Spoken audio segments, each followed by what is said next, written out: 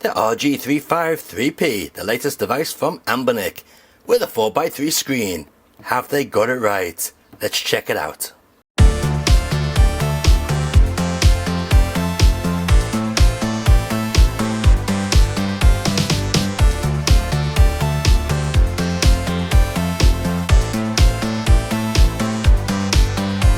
So here we are with the new device from Anbernic. This is the RG353P, and yes, it does indeed have a 4x3 screen.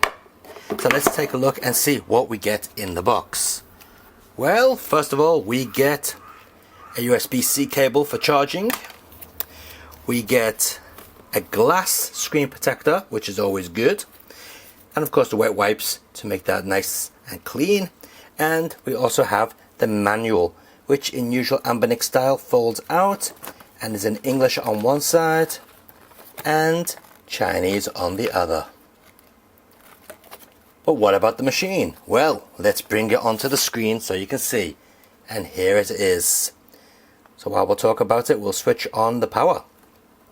So as you can see, this is very reminiscent of an American Super Nintendo pad. And yeah, it's very comfortable to hold, as to be expected. On the back of the device, it's got these two rubber feet here, which feel quite nice in the palm of your hand. Or actually on your fingers, I should say. On the front of the device, we've got the typical diamond array face buttons, two analog sticks, start and select. We've got a power button here and a reset button there, and a little D-pad. D-pad is a little bit small, but still very easy to use. On the top, we've got dual triggers. We've got a volume rocker. We've got two USB-C ports. One of them is for an extra controller, the other one is for charging, and a mini HDMI out. Oh, and not forgetting the reset switch. On the bottom of the device, we've got two micro SD card slots. This one here contains the OS, and this one contains the games. So my device came with a 64GB card, jam-packed full of games. And we've got the stereo speakers, and let's not forget the headphone out. So as you can see, the screen on this device is really good. And we are running this in stock mode, so what you see is what you get out of the box. You can also notice that we have the Wi-Fi switched on here, so it is Wi-Fi compatible and can be connected to the net to download things or transfer data using FTP servers and whatever. Comes jam-packed with loads and loads of games as well. And one section that really did pique my interest was this one, the vertical arcade section. So I'm going into here, you can see, actually if we go out first, you can see that it has 307 vertical arcade games. So let's just go in and pick a vertical arcade game. Let's see, absolutely hundreds. Let's go with this one. And the way you work the device like this is you tip it up this way, use the analog stick to do the movement, and these are your action buttons. And it works extremely well. So let's get into the game and show you. I also must point out that the stereo speakers on this device are really good. And look at that. Pure Tate gaming, or vertical scrolling gaming. And I've tried loads of games in this vertical scrolling mode, and it works extremely well. Now there are custom firmwares available for this device, so you can update the firmware, but I want to show you what you get out of the box, because let's be honest, Anbernic are not the best when it comes to software. Now to get out of games, we press the select button over there and we go into RetroArch, and we can just basically close content and then quit RetroArch, and we go back to the main menu system. Very simple. Now the RG353P is not only a games machine, but it is also an Android system.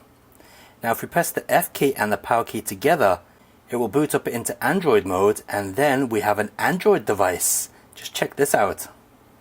See, now it's Android, which means we can now use the touchscreen, and we can also put Android emulators on here. So this really is a very interesting device. So we've gone from the normal, RetroArch Linux boot up to an Android boot up. And look at this. Should have touchscreen functionality now. Yes, we do. See, we've got all our normal Android buttons here. And it is booting up, I guess. So let's see if we've got anything on here. Yeah, there we go. So we can use the touchscreen, and as you can see, works perfectly fine. See if we can go back. Yep, we even got the vibration. Got Dolphin Emulator on here. That's pretty cool. So what I'm going to do now is I'm going to connect this up to the capture card so you can see a direct feed of what this is capable of. Now unfortunately, as you can hear from the video, the sound is skipping like crazy, although the pitch quality does look good. So the Anbernic is just like practically every other device from China, does not have a good steady HDMI out that my video capture card likes. So let's move straight to pointing the camera at the TV. And as you can now hear, the sound is perfectly clear and not stuttering like crazy. And we still get a lovely clean image.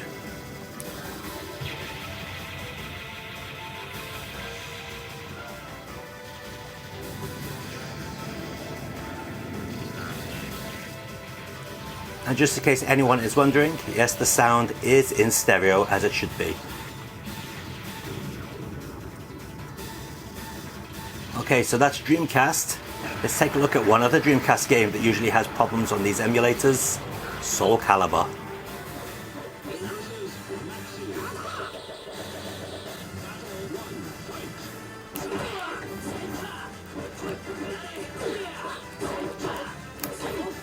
And I'm happy to report that Soul Calibur works really nicely, as you can clearly see.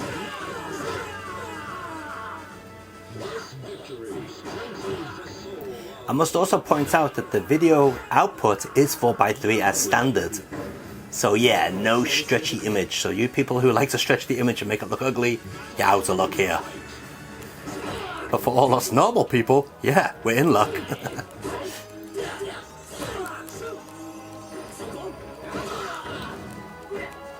So during play, you can actually go into the RetroArch options and add things such as filters. So let's put a shader on. Okay, let's see. Shaders.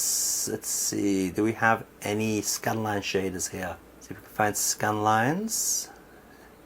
You got scanlines there. Oh, there's no shaders built into the pack.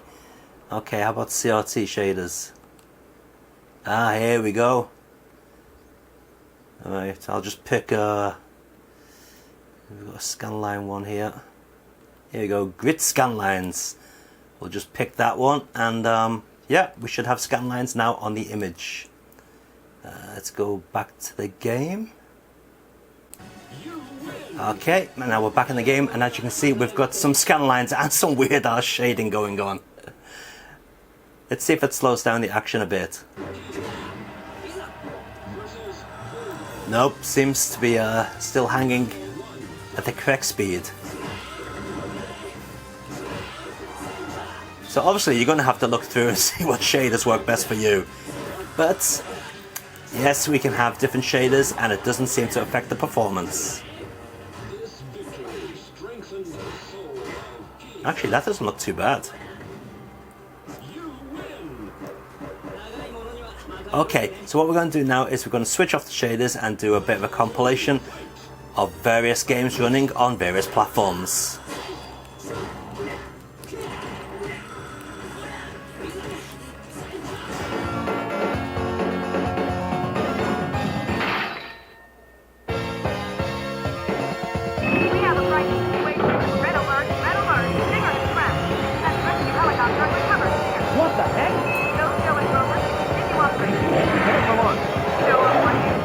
Roger. Good luck.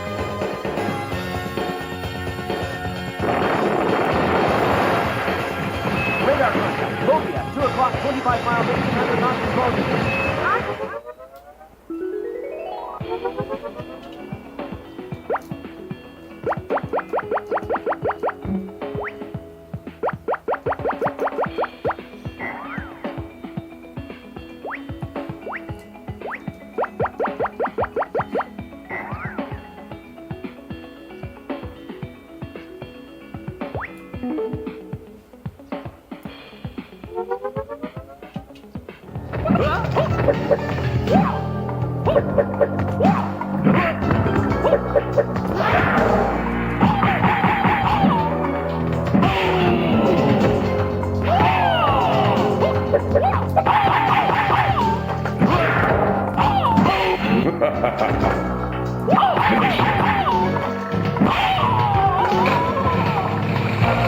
Jax wins.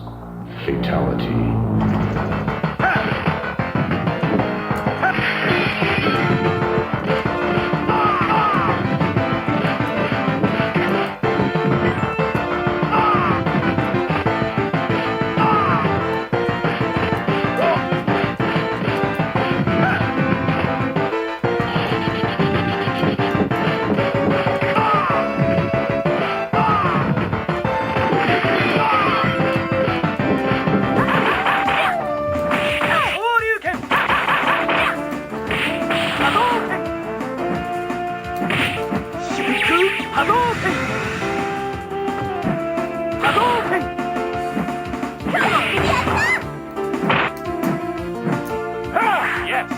Optic blast! G twice! Optic blast! Optic blast!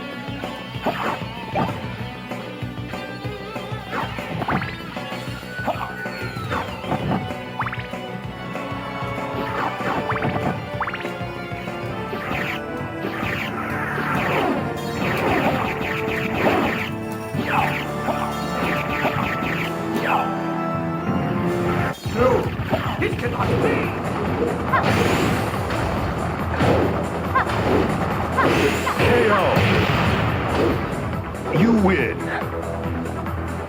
Round 2. Fight.